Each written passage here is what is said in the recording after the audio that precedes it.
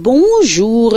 Plusieurs sujets font le menu des journaux parus ce mercredi 3 janvier 2018. À la une de Réumi Quotidien, à voir en ligne sur réumi.com, l'on signale Tanor sous la menace d'une plainte relativement à la crise au Parti socialiste. Selon ce journal, ça pourrait être le début de la fin dans l'affaire des exclusions au Parti socialiste. En effet, Réumi renseigne que Tanor pourrait être l'objet d'une plainte et c'est la Jeunesse pour la démocratie et le socialisme qui pourrait en être l'auteur. Le socialiste en chef est sous la menace d'une plainte pour avoir exclu quelqu'un qui s'est déjà auto-exclu du Parti socialiste. Il s'agit du secrétaire général de la JDS Babacar Diop, nous apprend ce journal. Le journal de Madiambal Diagne, qui s'intéresse aussi à l'exclusion de Khalifa Sall et compagnie, nous conduit dans les coulisses du bureau politique. Ce sont les mêmes qui ont été à Kaolack et qui ont porté plainte, déclare dans le quotidien Ousmane Tanor Dieng, pendant qu'Aminata Mbengue Ndiaye révèle que Khalifa a fait perdre Tanor en 2007 et 2012. Le même Khalifa Sall sera jugé aujourd'hui dans le cadre de l'affaire dite de la caisse d'avance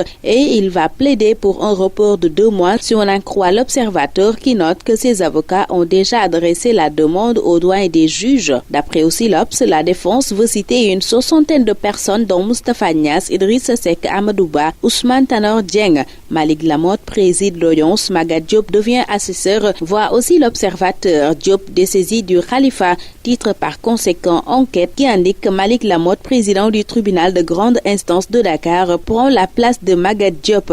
Un nouveau report se précise selon les avocats de la défense, fait aussi savoir enquête. Mais dans tous les cas, Khalifa et compagnie retournent à la barre ce matin. Note Vox Populi qui s'intéresse par ailleurs au changement de discours et de pratique du chef de l'État. Macky de pourfendeur à promoteur de la transhumance, titre par conséquent ce journal qui évoque le sujet partant des convictions du candidat Macky à la volte-face du président Sall. Et dans Réumi Quotidien, à voir en mode électronique sur réumi.com, Moustapha Cissé Lo théorise la transhumance et prend le contre-pied de Macky relativement à l'affaire Sada Ndiaye. Ne pas réélire Macky Sall en 2019 équivaudrait à commettre une erreur irréparable.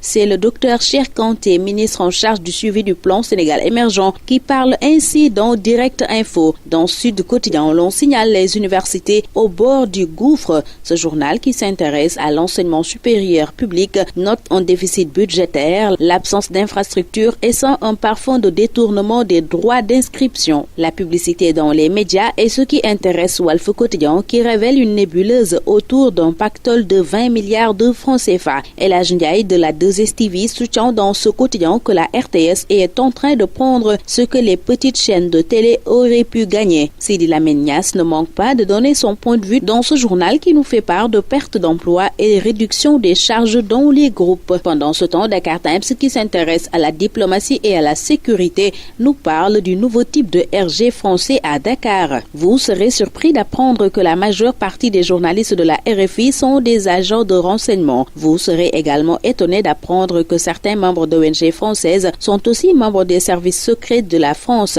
et ils ne sont pas les seuls. Aujourd'hui, avec la nouvelle approche de l'Élysée, les diplomates envoyés en Afrique sont presque tous des RG. C'est le cas de l'actuel ambassadeur de France à Dakar, Christophe Bigot, ancien directeur de la stratégie à la Direction générale de la sécurité extérieure. Des articles intéressants de journalistes français fournissent assez de détails sur les ambassades françaises transformées en bureaux de renseignement, renseigne Dakar Times qui nous en dit plus à ses pages 6 et 7. À la page 7 de Record, l'on retrouve Lamine Sané de Werder de Brême. Je suis apte à revenir en sélection, soutient-il pendant que le quotidien du sport Stade nous apprend que Saliou Ciss ne veut pas rater le mondial. Il a été prêté hier à Valenciennes par Angers. Stade s'entretient aussi avec Salif Diao, mondialiste de 2002, qui estime que les Sénégalais doivent faire confiance à Aliou Cissé. Et c'est ainsi que prend fin ce tour des journaux. Très bonne lecture, excellente journée à tous.